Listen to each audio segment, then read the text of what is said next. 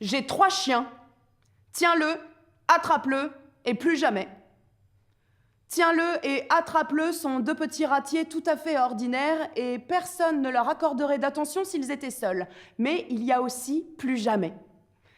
Plus jamais est un dog bâtard et son apparence est telle que des siècles de l'élevage canin le plus méticuleux ne seraient pas parvenus à obtenir un résultat identique. Plus jamais est un tzigane. Plus jamais est d'avis que ça ne peut pas continuer ainsi et qu'il faudrait trouver une issue ou une autre. Je suis, au fond, moi aussi de cet avis, mais face à lui, je me comporte tout autrement. Il court de long en large dans la pièce, saute parfois sur le fauteuil, mordit le petit morceau de saucisse que j'ai posé là pour lui, finit par le repousser vers moi avec sa patte et recommence à courir en rond. C'est l'animal à la grande queue. Une queue qui ressemble à celle d'un renard, longue de plusieurs mètres. J'aimerais bien un jour prendre cette queue dans la main, mais il n'y a rien à faire. L'animal est continuellement en mouvement. Sa queue s'agite continuellement de tous les côtés. L'animal ressemble à un kangourou, mais son petit visage ovale et plat qui fait penser à celui d'un humain n'a rien de bien caractéristique. Seules ses dents ont quelque chose d'expressif, qu'il les dissimule ou qu'il les montre. Parfois, j'ai l'impression que l'animal veut me dresser. Quel sens est-ce que cela aurait sinon de me soustraire sa queue quand je tends la main pour la saisir, puis d'attendre de nouveau tranquillement jusqu'à ce que je sois de nouveau tenté, pour finalement s'éloigner d'un bond une fois encore? C'est un écureuil. Un écureuil femelle. Une petite créature sauvage qui croque des noix, saute, escalade. Et sa queue touffue et célèbre dans les bois. Cet écureuil est toujours en voyage, toujours en quête. Il ne peut rien en dire. Non que la parole lui manque, mais il n'a pas le temps pour cela. Pas la moindre seconde. Il n'est suffisamment préparé pour aucune occasion. Mais il ne saurait se le reprocher. Car dans cette vie qui exige si cruellement à chaque instant d'être prêt, où trouver le temps de se préparer? Entre moi et le célibataire, il n'existe à l'instant guère de différence. Je n'ai rien devant et rien non plus derrière moi. Dans l'instant, il n'y a pas de différence, mais je n'ai que l'instant. Je suis invité à une soirée. Moi aussi. Moi aussi. Elles aussi? Tu montes tout de suite? Oui, je suis invité, je vous l'ai dit, mais je suis invité à monter à une soirée, là où j'aimerais déjà si volontiers me trouver, et non à rester planté ici, en bas, avec vous, devant la porte, en regardant par-dessus vos oreilles, sans rien dire, comme si nous nous étions résolus à passer un long moment à cet endroit. Eh oui, je veux partir. Je veux gravir les marches, au risque de faire la culbute. Pareil. De la société, je me promets d'obtenir tout ce qui me manque. Surtout l'organisation de mes forces.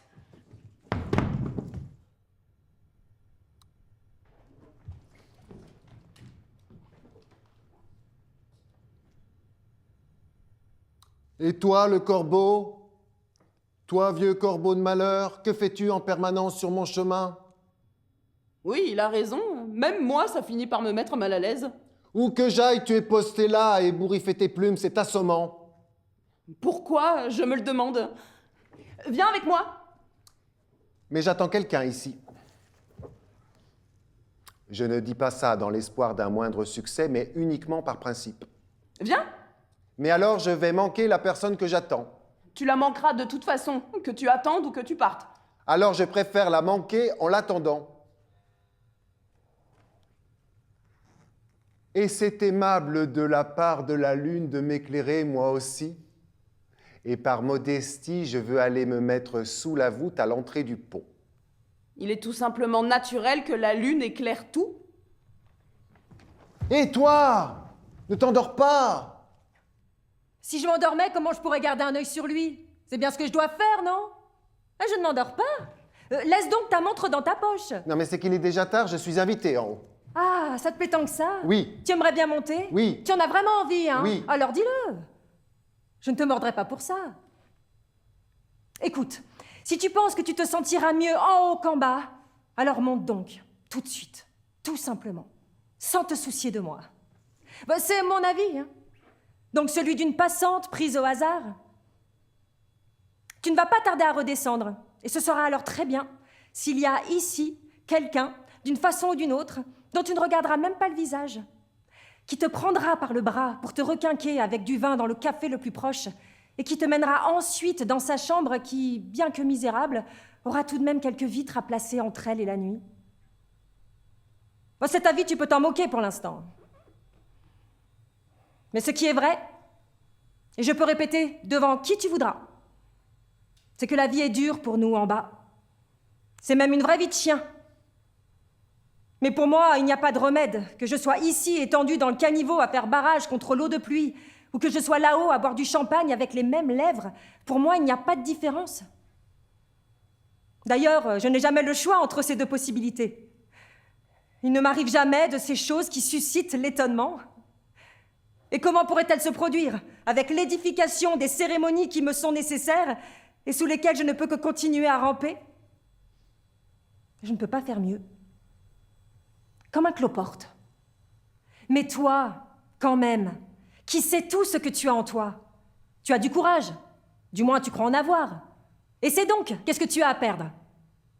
Quand on est attentif, souvent, on se reconnaît déjà dans le visage du domestique qui ouvre la porte. Si seulement j'avais la certitude que tu es sincère avec moi, je serais monté depuis longtemps. Comment faire pour savoir si tu es sincère avec moi? Tu me regardes là comme si j'étais un petit enfant, ça ne me sert à rien, c'est encore plus énervant. Mais peut-être c'est ce que tu veux, que ce soit encore plus énervant. Et puis je ne supporte plus l'air de la rue. C'est le signe que j'appartiens déjà à la société d'en haut. Quand j'y fais attention, j'ai des grattements dans la gorge. D'ailleurs, tiens, je tousse. Et est-ce que tu as la moindre idée de ce que je deviendrai là-haut? Et le pied que je poserai dans la salle ne sera déjà plus le même avant que l'autre ne suive? Il a raison. Je ne suis pas sincère avec lui. Bon, tu vas rester encore longtemps ici? Ça te dérange? Si ça te dérangeait ou devait t'empêcher de monter, alors je partirais tout de suite. Autrement, j'aimerais mieux rester ici car je suis fatiguée.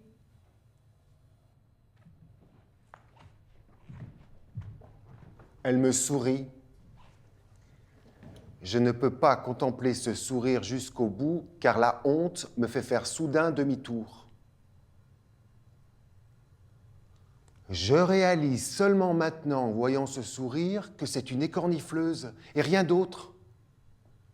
Je croyais avoir bien percé le jeu de ces écornifleurs, leur façon de venir à nous la nuit par les rues latérales, les mains tendues en avant, de se plaquer sur les colonnes Maurice près desquelles nous nous trouvons comme pour jouer à cache-cache, et d'espionner au moins d'un œil derrière l'arrondi de la colonne, de surgir soudain devant nous au carrefour quand la peur nous prend sur le bord de notre trottoir. Cette façon qu'ils ont de rester encore en face de vous, même quand vous les avez déjà fuis depuis longtemps, de ne pas s'asseoir, de ne pas tomber, mais de vous regarder avec des yeux qui, même de loin, continuent de vous convaincre. Et leurs procédés sont toujours les mêmes. Ils viennent se planter devant nous en occupant le maximum d'espace. Ils cherchent à nous empêcher d'aller là où nous aspirons à nous rendre. Ils nous préparent en échange un logement dans leur propre poitrine. Et si tout le sentiment amassé en nous finit par se révéler, ils prennent ça comme un embrassement dans lequel ils se précipitent la tête la première. Quelle honte! Je ne reconnais que maintenant ces vieilles astuces. Je frotte le bout de mes doigts l'un contre l'autre pour effacer cette honte. Je t'ai reconnu. Ah! Je veux te demander conseil! Pourquoi moi en particulier? J'ai confiance en toi. Pourquoi? Je t'ai souvent vu en société. Et dans nos sociétés, ce qu'il faut, en fin de compte, ce sont toujours des conseils. Sur ce point, tout de même, nous sommes d'accord. Et quelle que soit la société, qu'on joue ensemble au théâtre, boive du thé, invoque les esprits ou veuille aider les pauvres, ce qu'il faut, en fin de compte, ce sont toujours des conseils. Que de gens sans conseil? Bien plus qu'on le croit. Ceux qui donnent un conseil dans ce genre de rencontre ne le donnent qu'avec la voix. Avec le cœur, ce sont eux qui voudraient en recevoir un. Ils ont toujours leur double parmi ceux qui cherchent un conseil, et c'est à lui particulièrement qu'ils s'adressent. Mais lui repart insatisfait, rabroué, et il incite le donneur de conseils à le suivre pour d'autres rencontres et un même jeu. C'est comme ça? Oui. Ah, tu le sais, toi aussi. Le monde entier le sait, il n'y a pas de mérite. Et sa demande est d'autant plus pressante.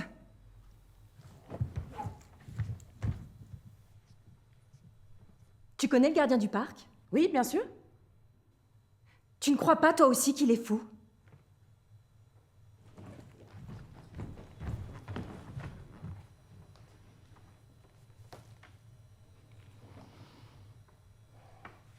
Je suis passée pendant que tu avais le dos tourné. Je n'aurais sans doute pas dû le faire. Ton silence signifie-t-il l'autorisation de passer? Il se détourne de moi.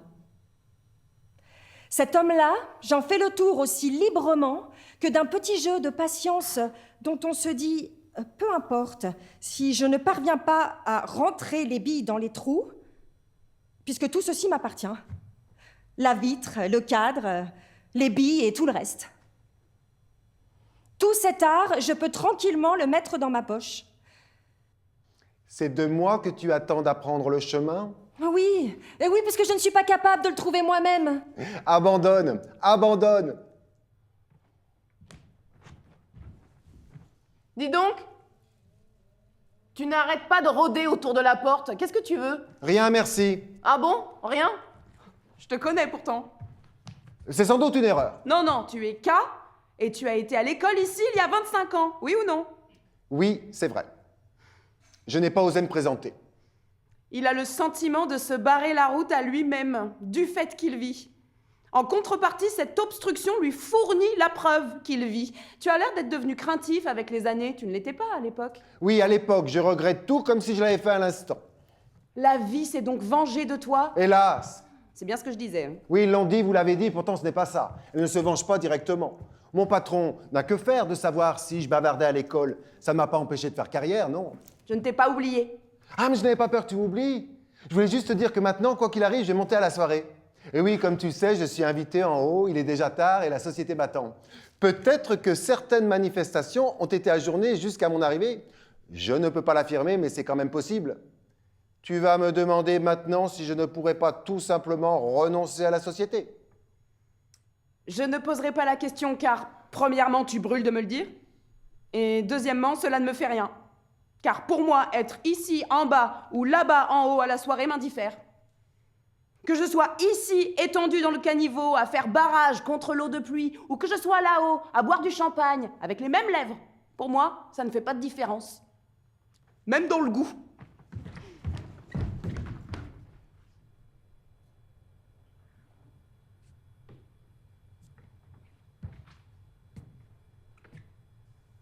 Plus on hésite devant la porte, plus on devient étranger. Que se passerait-il si quelqu'un ouvrait maintenant la porte et me posait une question? Est-ce que je ne serais pas alors moi-même semblable à celui qui veut préserver son secret?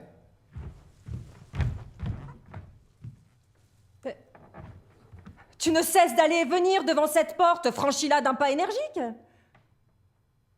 À l'intérieur, deux hommes sont assis à une table de bois de facture grossière et t'attendent. Ils échangent leurs opinions sur les causes de ton hésitation. Ce sont deux hommes à l'allure de chevaliers, vêtus à la mode médiévale. Ce n'est pas ma porte, c'est une erreur. Qu'est-ce qui te trouble? Qu'est-ce qui rend ton cœur si incertain? Qu'est-ce qui cherche à tâtons la poignée de ta porte? Qui est-ce qui t'appelle depuis la rue et ne franchit pas le portail grand ouvert? Hélas, c'est précisément celui que tu troubles dont tu rends le cœur aussi incertain, dont tu cherches à tâtons la poignée de la porte, que tu appelles depuis la rue et dont tu ne veux pas franchir le portail grand ouvert. Je possède un marteau très solide, mais je ne peux pas l'utiliser, car son manche est incandescent. Tu dois faire passer ta tête à travers le mur. Le transpercer n'est pas difficile, car il est de papier fin. Mais ce qui est difficile, c'est de ne pas se laisser tromper par le fait que sur le papier, il y a déjà une peinture extrêmement trompeuse qui représente la façon dont tu transperces le mur et qui t'incite à dire « Est-ce que je ne le transperce pas continuellement ?»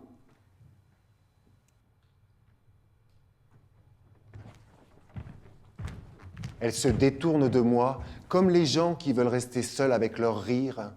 Je bifurque.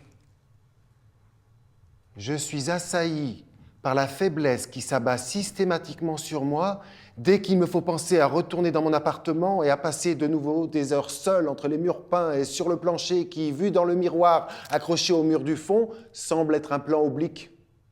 Mes jambes sont fatiguées, mais je suis déjà décidé à rentrer chez moi, quoi qu'il arrive, puis à me mettre au lit. Je m'endors bien, hein, mais je me réveille au bout d'une heure comme si j'avais mis la tête dans le mauvais trou. Quand je me suis conduit en humain pendant quelques heures, je suis tout plein d'orgueil avant d'aller me coucher. Je dors pour la simple et bonne raison que le monde autour de moi a cessé d'exister. Je dors littéralement à côté de moi et pendant ce temps, je suis moi-même aux prises avec des rêves. Je pense aux nuits au terme desquelles j'ai été arraché à un profond sommeil et eu l'impression, en me réveillant, d'être enfermé dans une noix. Ça frappe? Ça frappe? Ça frappe. Entrez! Anna! Qu'est-ce que vous voulez? Qu'est-ce qu'il y a? Un visiteur, Un visiteur? C'est qui? un Chinois. Un Chinois Oui, qui vient me voir? oui, Il est habillé en chinois? oui. Dis-lui mon nom.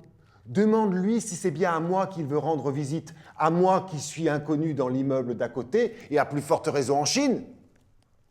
Il a seulement une carte de visite où il dit qu'il demande à être reçu. Il ne sait pas l'allemand, il parle une langue incompréhensible. Je n'ai pas osé lui prendre la carte des mains. Qu'il vienne.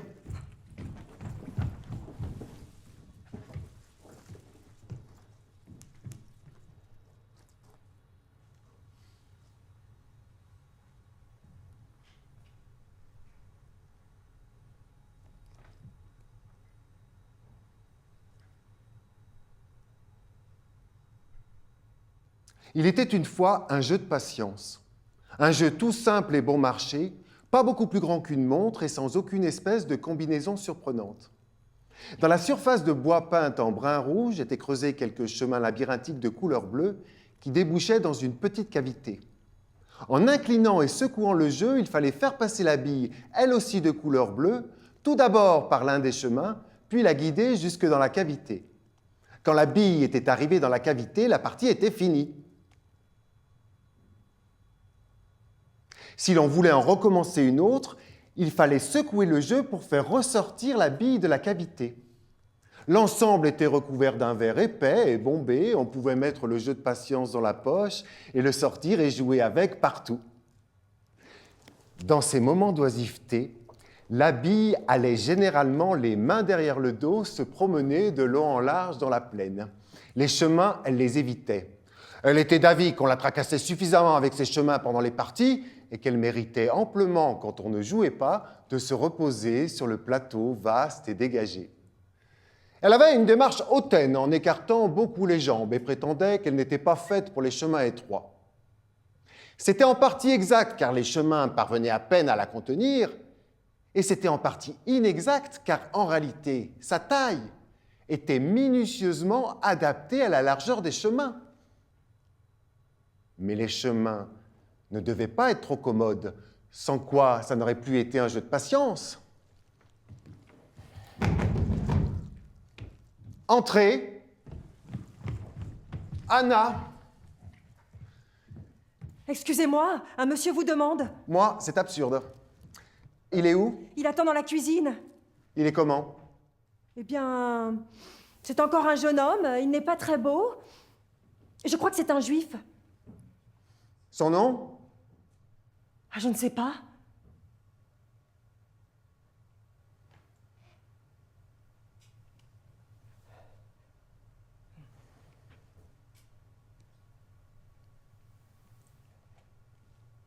K.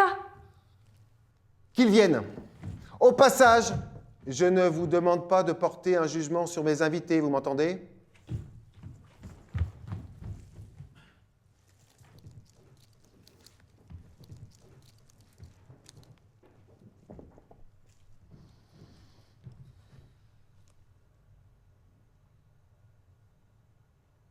Ben, qu'est-ce que vous attendez? Venez vous asseoir sur le lit et dites-moi ce que vous voulez.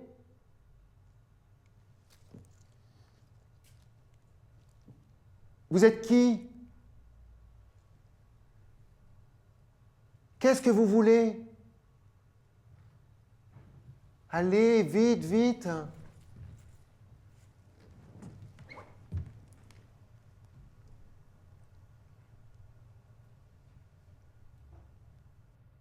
Je possède un animal singulier, à moitié chaton et à moitié agneau.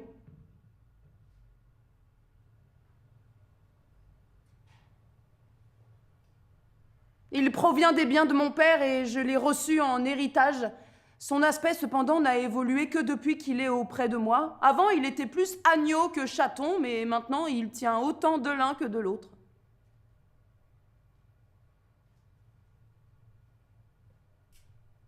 Du chat, il a la tête et les griffes. De l'agneau, la taille et la forme. Des deux, il tient les yeux, à la fois étincelants et doux.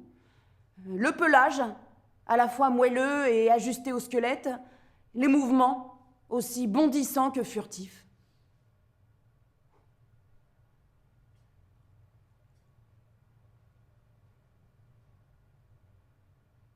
Quand brille le soleil, il se pelotonne sur le rebord de la fenêtre et il ronronne. Il court comme un fou dans l'herbe de la prairie, on n'arrive presque pas à l'attraper. Il prend la fuite quand il voit des chats, il veut attaquer les agneaux. Les nuits de lune, la gouttière est son chemin préféré. Il ne sait pas miauler. Les rats lui répugnent. Il peut rester des heures aux aguets à côté du poulailler et pourtant jamais il n'a profité d'une seule occasion de tuer. Je le nourris de lait sucré qui lui profite. Il le boit en le faisant passer entre ses dents de carnassier.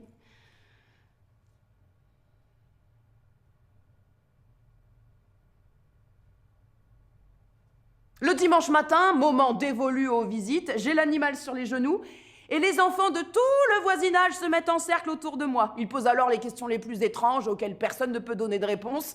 De toute façon, je m'en donne pas la peine, je me contente de montrer l'animal que je possède.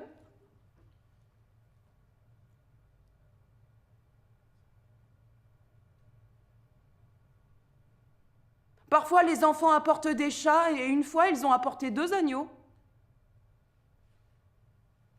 Mais contrairement à leurs attentes, il n'y a pas eu de véritable scène de reconnaissance. Les animaux se sont regardés calmement de leurs yeux d'animaux, se résignant manifestement à l'existence de l'autre comme à une réalité voulue par Dieu.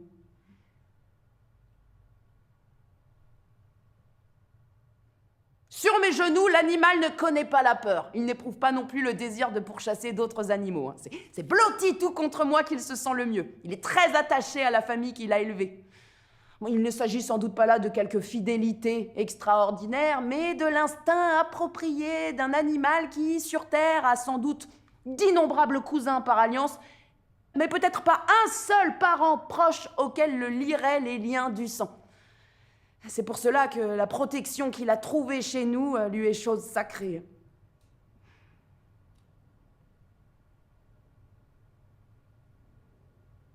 Parfois, lorsqu'il me renifle, se contorsionne entre mes jambes et ne veut plus me lâcher, je ne peux faire autrement que rire.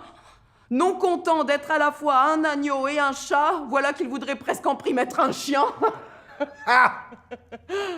Je prends cela tout à fait au sérieux.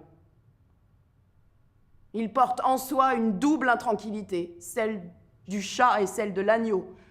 Si différents que soient ces 2 animaux. C'est pour cela que sa peau est trop étroite pour lui. Peut-être le couteau du boucher serait-il une délivrance pour lui, mais je dois la lui refuser. N'est-il pas mon héritage? Qu'est-ce que vous voulez? Moi aussi, je viens de Wolfenshausen. Ah, c'est bien, c'est très bien. Et pourquoi vous n'y êtes pas resté? Bon, réfléchissez. C'est notre ville natale à tous les deux. Elle est très belle, mais c'est quand même un trou perdu. Qu'ai-je de commun avec les Juifs? Je n'ai presque rien de commun avec moi-même. Et je devrais me mettre bien tranquillement dans un recoin, content de pouvoir respirer. Il y a des possibilités pour moi. c'est sûr, mais elle se trouve sous quelle pierre? J'ai passé ma vie à résister au désir de la finir. Franz, lève-toi! Oscar! Franz! J'ai besoin de ton conseil d'expert, mais je ne supporte pas de rester ici. Il faut que nous allions nous promener un peu. Il faut que tu viennes dîner avec nous. Allez, dépêche-toi! Avec grand plaisir. Mais par quoi commencer? Se lever, dîner, aller se promener, donner un conseil? J'ai sans doute dû rater quelque chose. Surtout pas de plaisanterie, Franz, c'est l'essentiel, j'avais oublié de te le dire. Je te fais ce plaisir tout de suite, mais me lever? Je préférerais dîner 2 fois avec toi que me lever 1 fois. Allez, debout maintenant, ne me contredis pas. Mais tu es d'une humeur massacrante, tu sais. Dis-moi, est-ce que je t'ai déjà tiré de ton canapé comme ça?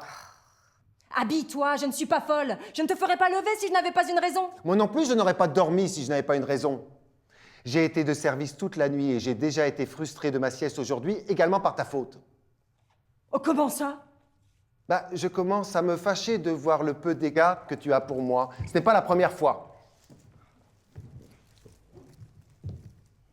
Mais dormir... Qu'est-ce qui te passe donc par la tête? Te rends-tu compte du nombre de pensées heureuses qu'on étouffe sous sa couverture lorsqu'on dort seul dans son lit? Ou bien du nombre de rêves malheureux qu'on réchauffe sous elle? Je n'étouffe rien et je ne réchauffe rien. Ah, dis donc, t'es un comique, toi, hein? La remarque qu'elle vient de me faire, elle m'emplit de joie. Je pense comprendre de ses propos qu'elle me prête une qualité que je ne possède pas, mais qui me rend estimable à ses yeux par le simple fait qu'elle me l'attribue. Ce genre de situation me rend heureux. Elle devient, à mes yeux, un être valeureux du fait qu'elle me confère, sous les regards de tous, une valeur que je n'ai pas eu besoin d'acquérir préalablement. Bon, qu'est-ce que tu veux de moi, en fait, ou plutôt, pourquoi tu m'as réveillé? Ce que je veux de toi, mais c'est tout simple, je te l'ai déjà dit, que tu t'habilles. Si tu veux insinuer par là que ta nouvelle m'intéresse très peu, tu as entièrement raison. Et c'est bien comme ça. Ainsi, le feu dans lequel elle va te plonger n'en pourra être imputé qu'à elle, et notre amitié n'y sera pas mêlée. De plus, tes renseignements en seront plus clairs, et j'ai besoin de renseignements clairs, garde bien ça en tête. Mais si tu cherches le col et la cravate, ils sont là-bas, sur le fauteuil. Ah merci, on peut quand même te faire confiance. Je suis invité à une soirée, justement. Maintenant? Oui, il est déjà bien tard.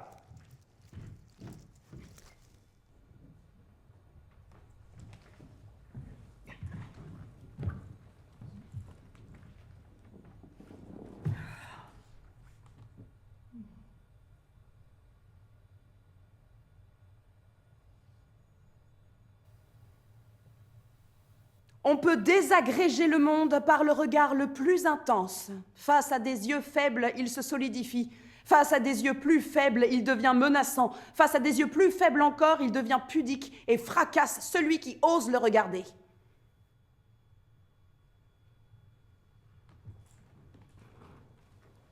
Je serai difficile à ébranler, ce qui ne m'empêche pas d'être inquiète. Cet après-midi, j'étais au lit et quelqu'un a tourné une clé dans la serrure à toute vitesse. Et pendant un instant, j'ai eu des serrures sur tout le corps comme à un bal costumé. Et à de brefs intervalles, on ouvrait ou fermait une serrure, parfois ici, parfois là.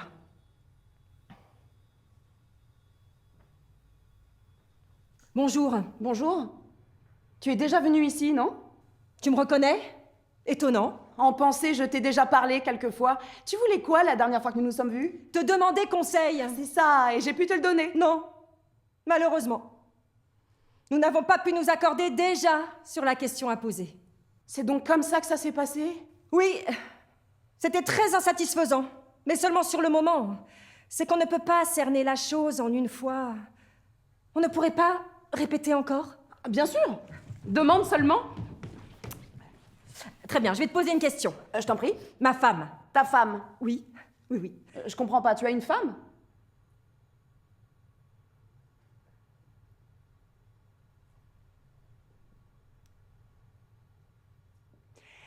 Est-ce que tu crois? Je ne sais pas. Aide-moi. Aide-toi toi-même. Et qu'est-ce que tu fais? Tu m'abandonnes? Oui? Mais qu'est-ce que je t'ai fait? Rien. Autrefois, je ne comprenais pas pourquoi je n'obtenais pas de réponse à ma question. Aujourd'hui, je ne comprends pas comment j'ai pu croire pouvoir poser cette question. Mais je ne croyais pas du tout. Je ne faisais que poser la question. Il est absurde de se plaindre. En réponse, des pics dans la tête. Pourquoi il est absurde de se plaindre? Se plaindre, c'est poser des questions et attendre qu'une réponse arrive. Mais les questions qui ne trouvent pas elles-mêmes leur réponse au moment où on les formule ne trouvent jamais de réponse. Il n'y a pas de distance entre celui qui pose la question et celui qui donne la réponse. Il n'y a pas de distance à surmonter. Voilà pourquoi les questions et l'attente n'ont pas de sens.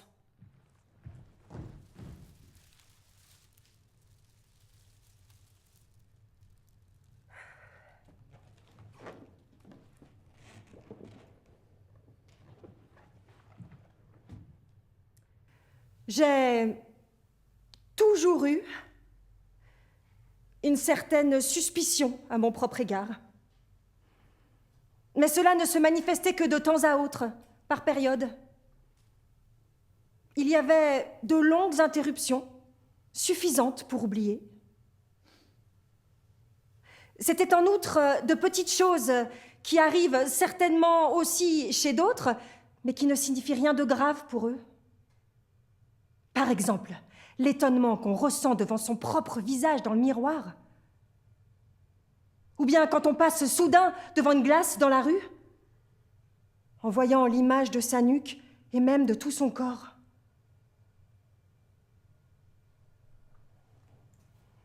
Je m'appelle Calmus. Non, ce n'est pas un nom exceptionnel, mais il est pourtant suffisamment absurde. Il m'a toujours donné à réfléchir. Comment? Je me disais, tu t'appelles Calmus, est-ce bien vrai? Il y a beaucoup de gens, même si on se limite à ta nombreuse parenté, qui s'appellent Calmus. Et qui, grâce à leur existence, donnent à ce nom, en lui-même absurde, un sens tout à fait acceptable. Ils sont nés avec le nom de Calmus et mourront en paix sous cette identité. En paix, du moins, avec ce nom.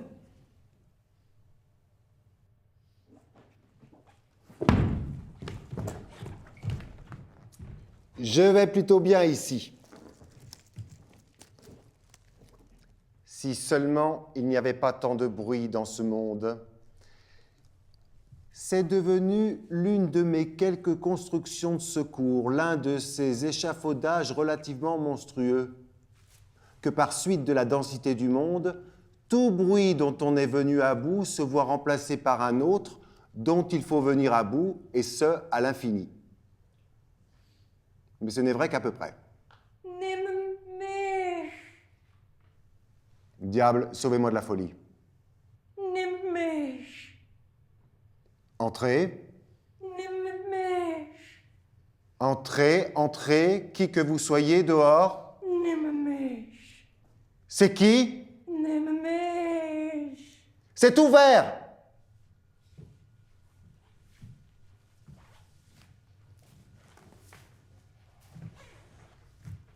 Un dragon vert sans pattes qui respire la santé. Bonsoir. Prends-moi, prends-moi, tissu de folie et de douleur. Bonsoir. Entrez, je vous en prie. Entrez entièrement. Je regrette, mon corps trop long m'empêche d'aller plus loin. Du coup, la porte va rester ouverte, c'est désagréable. Attirée par ton désir, je me suis traînée depuis le lointain jusqu'ici. La peau de mon ventre est déjà complètement à vif. Mais c'est avec plaisir que je le fais. Ah, c'est avec plaisir que je m'offre à toi.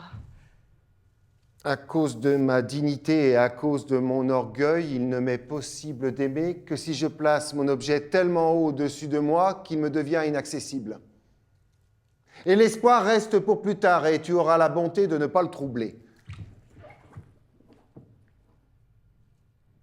La figure de rejet que j'ai toujours rencontrée n'a pas été celle qui dit « je ne t'aime pas ». Mais au contraire, tu as beau le vouloir, tu ne peux pas m'aimer. Tu aimes en étant malheureux. L'amour pour moi ne t'aime pas. Il est donc inexact de dire que j'ai connu le mot « je t'aime ». Je n'ai connu que le silence plein d'attente qui aurait dû être interrompu par mon « je t'aime ». Je n'ai connu que cela, et rien d'autre. Le coït, punition du bonheur d'être ensemble. Vivre le plus ascétiquement possible, plus ascétiquement encore qu'un célibataire. C'est la seule façon pour moi de pouvoir supporter le mariage. Mais elle, Accueille-moi dans tes bras, c'est l'abîme. Accueille-moi dans l'abîme. Ah, si tu refuses maintenant, fais-le plus tard. écoute-moi bien.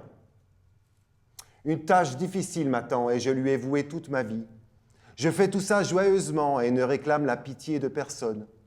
Mais comme c'est tout ce que j'aime, je veux dire cette tâche, j'écrase tout ce qui pourrait me gêner dans son accomplissement, implacablement. Entends-moi bien, je peux être implacable jusqu'à la folie.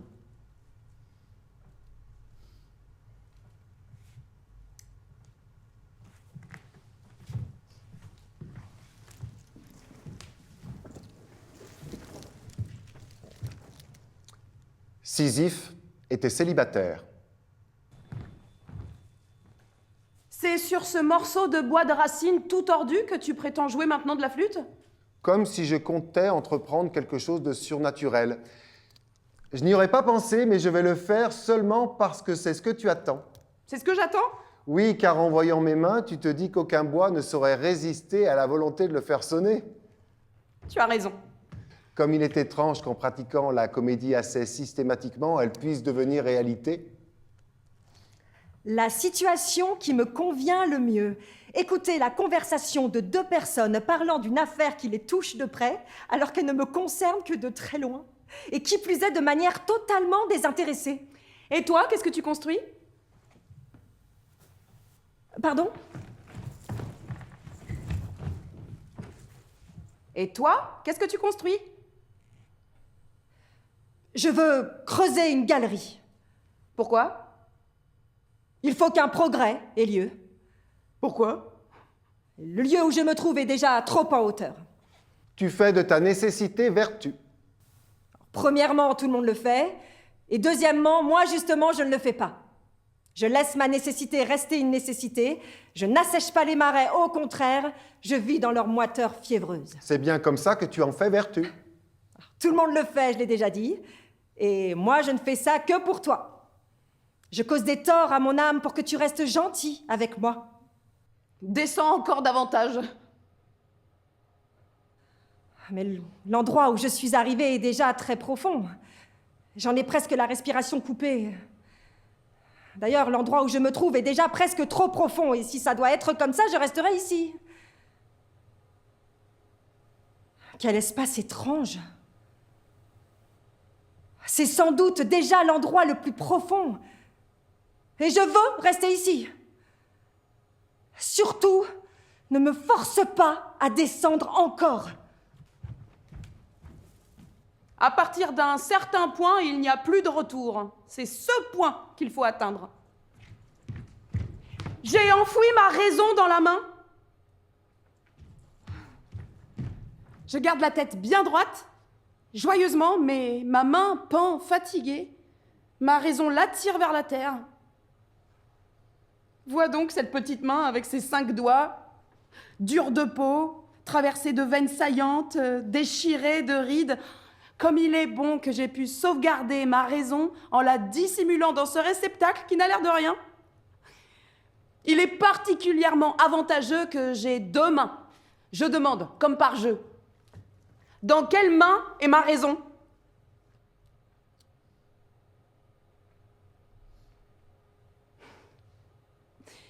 Personne ne peut le deviner, car en joignant les mains, je peux en un rien de temps faire passer ma raison d'une main dans l'autre. Où pars-tu si vite? Assieds-toi et prends quelque chose à boire. C'est moi qui paie.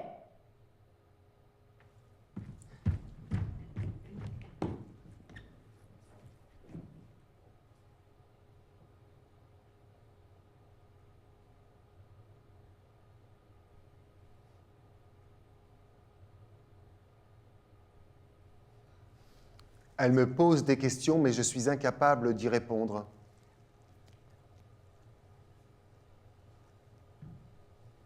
Pire, je ne les comprends même pas. Peut-être que tu regrettes maintenant de m'avoir invité. Dans ce cas, je m'en vais.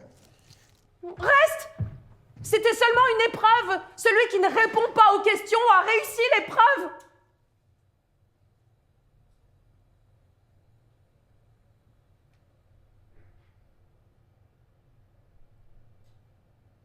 J'ai toujours eu une certaine suspicion à mon propre égard.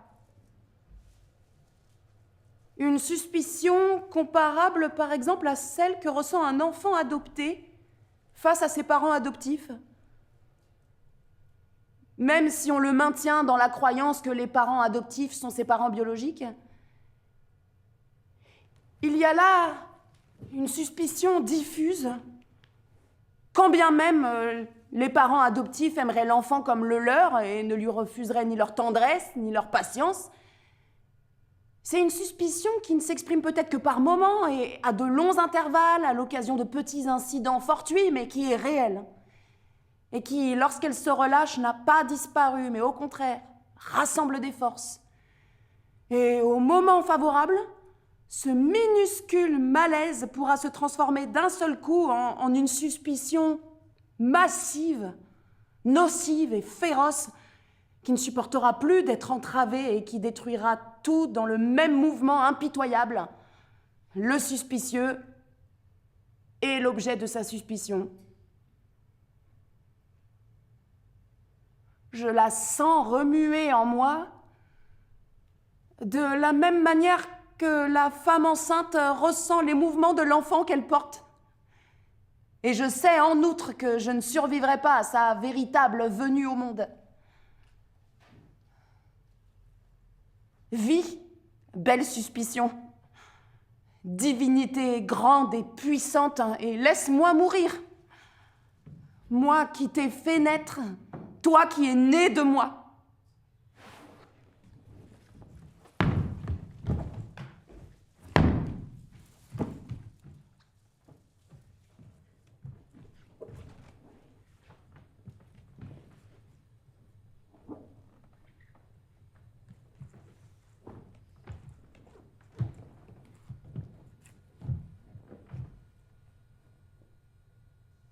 Il n'y a rien de meilleur ici que les repas au restaurant végétarien.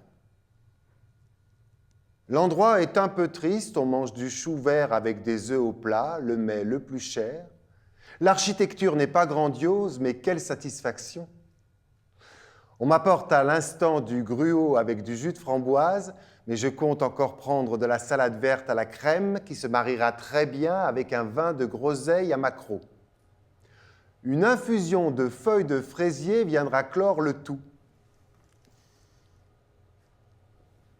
C'est tellement végétarien ici que même les pourboires sont interdits.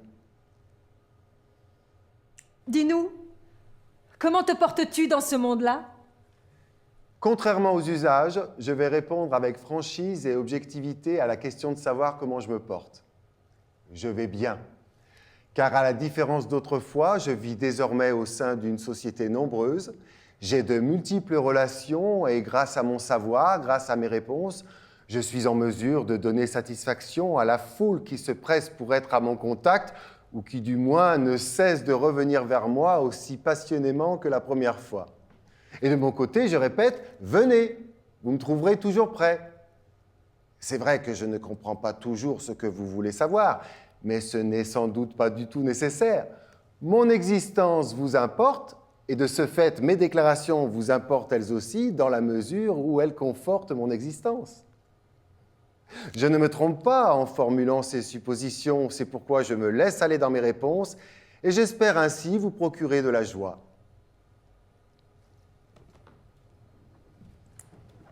Dans ta réponse, il y a quelques points obscurs, tu veux bien nous les expliquer l'un après l'autre? Oh, vous qui êtes peureuse, vous qui êtes polie, vous qui êtes des enfants, interrogez-moi, posez vos questions. Tu parles d'une société nombreuse que tu fréquenterais. C'est quel genre de société? Mais vous, votre petite société réunie autour de votre table et une autre dans une autre ville, et ainsi de suite dans beaucoup d'autres villes. C'est donc ça que tu appelles évoluer au sein d'une société? Mais attends, tu es bien, comme tu l'as dit, notre vieux camarade de classe crie Uber, c'est vrai ou non? Mais oui, bien sûr. Donc, tu te présentes à nous en tant que notre vieille amie, et nous qui n'avons pas pu oublier que nous t'avions perdu, nous t'attirons ici par la force de notre désir, et nous te facilitons le chemin. C'est bien ça? Mais oui, c'est vrai. Tu as pourtant mené une vie retirée, nous ne croyons pas que tu aies eu des amis ou des connaissances en dehors de notre ville, alors tu vas voir qui dans les villes dont tu parles? Et tu es appelé par qui? Merci. Je peux vous révéler maintenant, finalement, pourquoi je vous ai laissé m'adresser la parole. Par curiosité, par espoir, votre regard me réconforte. Il n'y a jamais eu d'époque où j'ai été convaincu par moi-même de mon existence, car je n'appréhende les choses autour de moi que de façon si précaire que je crois toujours que les choses ont vécu un jour, mais qu'aujourd'hui elles sont en train de disparaître. Et j'espère apprendre de vous ce qu'il en est au juste des choses qui s'engloutissent autour de moi comme une chute de neige, alors que devant d'autres, un petit verre de schnapps sur la table a la consistance ferme d'un monument. Vous ne pensez pas qu'il en va de même chez d'autres? Vraiment pas? Ah, écoutez un peu. Un jour, enfant, après une brève sieste, alors que j'ouvrais les yeux, n'étant pas encore tout à fait sûr d'exister, j'ai entendu ma mère demander du balcon sur un ton naturel. « Que faites-vous, ma chère? Il en fait une chaleur. » Une femme a répondu depuis le jardin. « Je déjeune comme ça, sur l'herbe. » Là, j'ai été sidéré de l'aplomb avec lequel les gens savent porter la vie. Elle disait ça sans réfléchir ni parler trop clairement, comme si cette femme avait attendu la question et ma mère la réponse. Cette histoire de cette femme et de ta mère dans le jardin, nous ne la trouvons pas bizarre du tout. Non seulement nous avons entendu et vécu des histoires de ce genre, mais nous avons été impliqués dans plusieurs d'entre elles. Cette affaire est tout de même parfaitement naturelle. Tu crois que si nous avions été au balcon, nous n'aurions pas été capables de dire la même chose et de répondre la même chose depuis le jardin? Un épisode tellement simple. Vous êtes bien habillés, hein? Vous avez vraiment une jolie peau. Les aveux qui deviennent les plus clairs sont ceux sur lesquels on revient.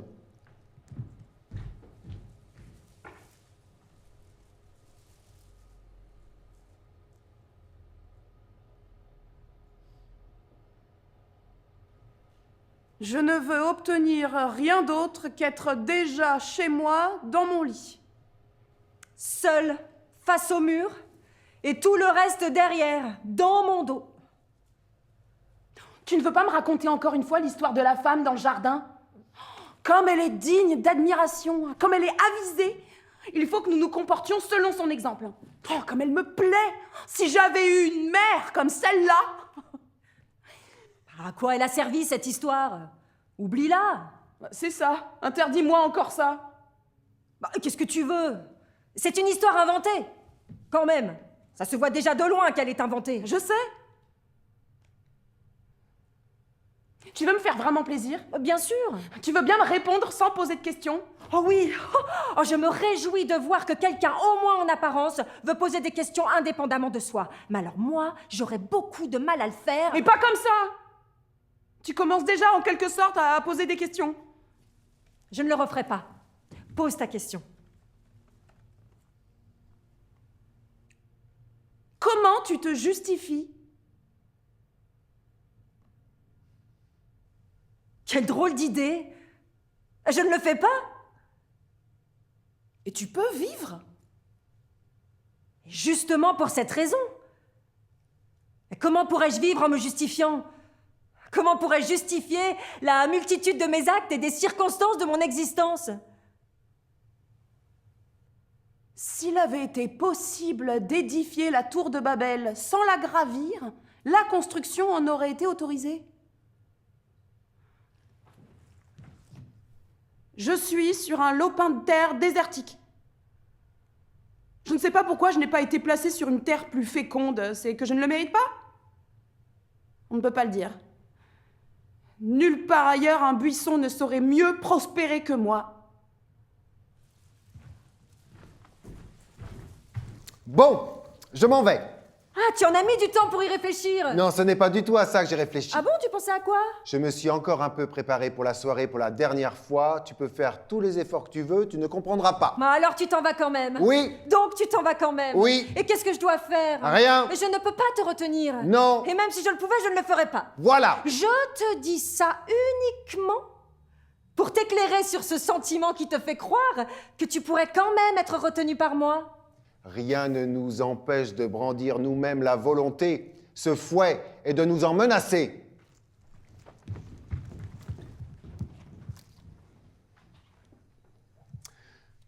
Donc, ouvre-toi, portail, et surgis, homme, respire l'air et le silence. D'où vient cette soudaine assurance? Si seulement elle pouvait rester, si je pouvais entrer et sortir par toutes les portes en étant un homme à peu près d'aplomb, sauf que je ne sais pas si je le veux. Le monde va s'offrir à toi pour que tu le démasques. Il ne peut rien faire d'autre. Il va se tordre, extasié devant toi. C'est une petite soirée sur une terrasse surélevée, sous le toit porté par des colonnes. 3 marches descendent vers le jardin. C'est la pleine lune et une chaude nuit de juin. Tous sont très joyeux, nous rions de tout. Quand un chien aboie, ça nous fait rire. Rien de mal. Dès que tu as franchi le seuil, tout est bien. Un autre monde et tu n'es pas obligé de parler. Je me réjouis véritablement que nous nous approchions déjà de l'hiver.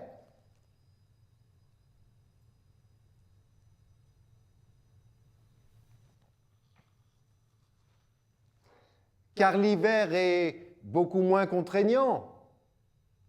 On peut se comporter avec plus de liberté. N'est-il pas vrai, chère mademoiselle? J'espère avoir raison en la matière. Non.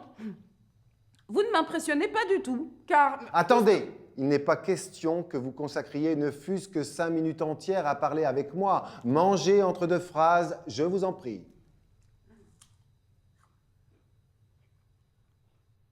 Vous ne m'impressionnez pas du tout. Tout ce que vous dites est ennuyeux et incompréhensible, mais n'est pas vrai pour autant. Je crois en effet, monsieur, que la seule raison pour laquelle vous ne vous confrontez pas à la vérité, c'est qu'elle est trop épuisante. Ce qu'elle me dit me met de bonne humeur. Comme vous avez raison, mademoiselle. Comprenez bien ça. C'est une joie sans pareille d'être aussi bien compris sans l'avoir eu pour but. La vérité est en effet trop épuisante pour vous, monsieur. Mais regardez-vous donc. Vous êtes découpé dans du papier de soie sur toute votre longueur, à la manière d'une silhouette. Et quand vous marchez, on doit entendre comme un froissement. Pour cette raison, d'ailleurs, il est inutile de s'échauffer au sujet de votre attitude ou de votre opinion, car vous ne pouvez faire autrement que vous courber au gré du courant d'air qui passe dans la pièce. Je me jette intentionnellement dans un buisson d'épines pour me punir d'une faute que je ne connais pas. Un gardien!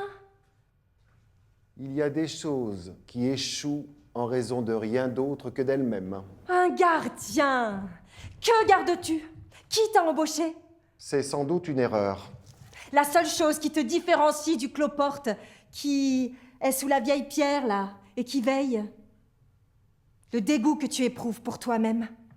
Arrive seulement à te faire comprendre du cloporte. Quand tu lui auras posé la question de la finalité de son travail, tu auras éliminé le peuple des cloportes. Gardien! Je me suis enfoncé dans un impénétrable buisson d'épines!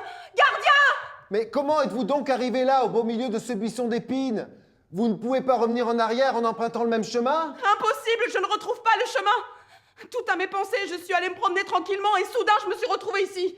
C'est comme si les buissons avaient poussé seulement une fois que j'étais arrivée ici. Je ne sortirai pas d'ici, je suis perdue. Il est absurde de se plaindre en réponse des pics dans la tête. Vous êtes comme une enfant. D'abord, vous vous engagez sur un chemin interdit qui traverse les buissons les plus enchevêtrés, et puis vous vous mettez à vous plaindre. Vous n'êtes pas dans une forêt vierge, mais dans un parc public, et on va venir vous tirer de là. Comprendre cette chance. Le sol sur lequel tu te tiens ne peut être plus large que ce qu'en couvrent tes 2 pieds. Mais de tels buissons n'ont rien à faire dans un parc. Et comment on pourrait me sauver alors que personne ne peut pénétrer là-dedans?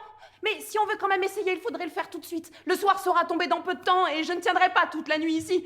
D'ailleurs, je suis déjà complètement égratignée par les épines et mes lunettes sont tombées, je n'arrive pas à les retrouver. Je suis à moitié aveugle sans mes lunettes. D'accord, mais vous allez devoir patienter encore un peu, parce qu'il faut que j'aille d'abord chercher les ouvriers qui dégageront le chemin à la hache. et que je sollicite au préalable l'autorisation de monsieur le directeur du parc. Montrez un peu de patience et comportez-vous comme une femme, s'il vous plaît. Ne pas désespérer, même du fait qu'on ne désespère pas. Quand tout semble fini, de nouvelles forces arrivent tout de même en renfort, ce qui signifie bien que tu es en vie. Bon, si elles n'arrivent pas, c'est que tout est fini, mais alors à jamais.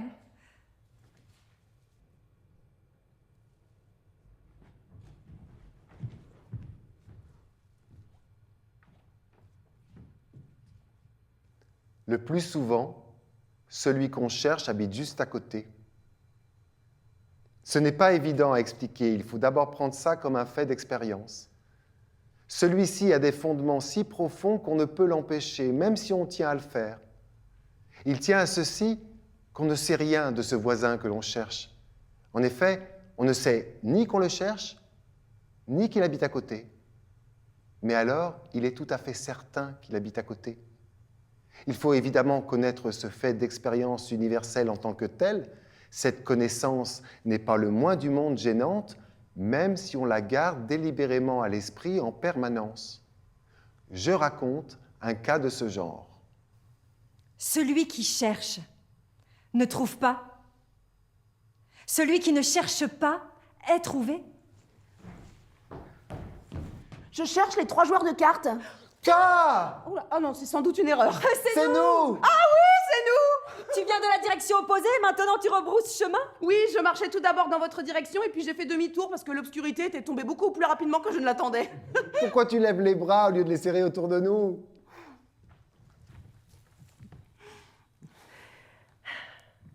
Bien que le contact avec un corps humain soit quelque chose de très désagréable pour moi, je ne peux faire autrement que de les prendre dans mes bras. Bonheur d'être avec des gens.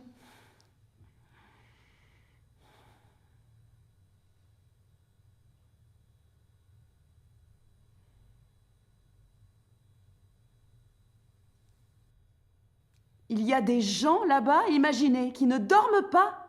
Et pourquoi ça? C'est qu'ils ne sont pas fatigués. Et pourquoi ça? Parce que ce sont des fous. Les fous ne sont donc jamais fatigués? Comment des fous pourraient-ils l'être? Je suis souvent somnolent du fait que je suis timide. Se réfugier dans un pays conquis qu'on ne tarde pas à trouver insupportable, car on ne peut se réfugier nulle part. La ferme délimitation des corps humains est épouvantable. La vue même d'un visage connu me détourne rapidement du bon chemin. Sentir qu'on est attaché et sentir en même temps que si l'on vous détachait, ce serait encore pire. Car nous sommes bien installés sur notre terre et nous vivons sur la base de notre entente. Vous savez bien, non, que nous sommes comme les troncs d'arbres dans la neige. On dirait qu'ils sont juste posés bien à plat et qu'on pourrait les faire glisser en les poussant un peu. Et non, on n'y arrive pas, car ils sont solidement attachés au sol. Mais voilà, même ça n'est qu'une apparence. Bien, et maintenant partons? Laissez-moi donc. Où pars-tu si vite? Ils attendent dehors. Qui attend? Ah, je ne sais pas. Donc tu as menti. Non. Adieu donc. Voilà, c'est ici. Oui, c'est ici. Mais c'était pas très loin. C'est ce que j'avais dit, non? Voilà, j'ai fait tout ce chemin. Non, c'est moi qui ai fait tout ce chemin. C'est grâce à moi que tu as fait tout ce chemin. C'est vrai. C'est un miracle que nous ne chantions pas.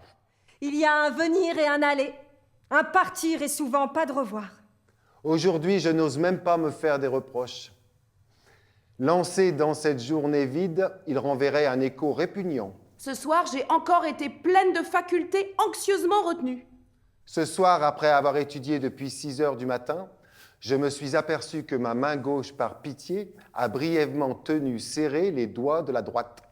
Ce soir, par ennui, me suis lavé les mains 3 fois de suite dans la salle de bain. Un fleuve séparait la ville en 2 parties. Mais un lac n'a pas d'embouchure.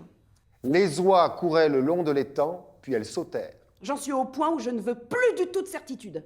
Ce fut un grand plaisir de parler avec vous. J'ai entendu plusieurs choses qui jusque-là m'étaient intentionnellement inconnues. Je m'en réjouis. Et cette soirée où tu dois te rendre ce soir? Alors là, cette soirée, eh ben, vous voyez, à peu de choses près, je l'aurais complètement oublié. Quel manque de mémoire. C'est à cause de moi. Non, c'est à cause de moi. Comme vous dites, est-ce que vous m'accompagnerez au moins jusque là-bas en échange? Ce n'est pas loin, alors c'est d'accord? Bien sûr. Bien sûr. Et vous montrez avec moi, s'il vous plaît? Ça encore une fois, non. C'est comme ça et tu le sais aussi. Et pourquoi, si je vous le demande gentiment, alors c'est d'accord? Allons-y déjà pour commencer. Mais il est déjà bien tard. Je ne sais pas du tout si j'irai sans vous à la soirée. Mais viens donc. Allons, viens! Jamais tu ne tireras de l'eau des profondeurs de ce puits. Quelle eau, quel puits? Qui donc pose cette question? Qui le demande? Silence. Quel silence?